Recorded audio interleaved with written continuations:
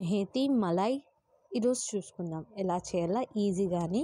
పెనం తీసుకొని అందులో నూనె వేసి జీరా, లవంగం, చెక్క, ఇలైచి మరియు ఎండు మిరియాలు వేసి, ఉల్లిపాయ, ఒక పచ్చిమిర్చి, అందులో ఒక 4-5 కాజు వేసి కొంచెం వేగాక ఉప్పు వేసుకొని దాన్ని ఫ్రై చేసుకోండి.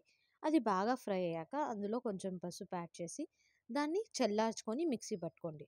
ఇంకో ప్యాన్ తీసుకొని అందులో బటర్ వేసి దాంట్లో పచ్చిమిరపకాయలు సన్నగా కోసి యాడ్ చేసుకోండి. అల్లం వెల్లుల్లి పేస్ట్, ఇది మెంతాకండి. మెంతాకుని సన్నగా కోసుకొని కడుక్కున్నాను.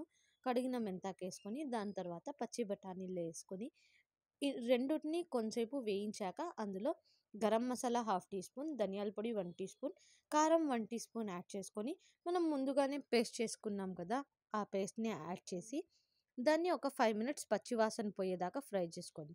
ఈ పాల పైన వచ్చే మీగడండి, అది యాడ్ చేసుకొని మన మిక్సీ జార్ని కడిగి ఆ నీళ్ళు యాడ్ చేసి ఒక 15 నిమిషాలు సిమ్లో పెట్టి మగ్గించుకోండి. మన మెంతి మటర్ మలాయి అయితే రెడీ అయిపోతుంది.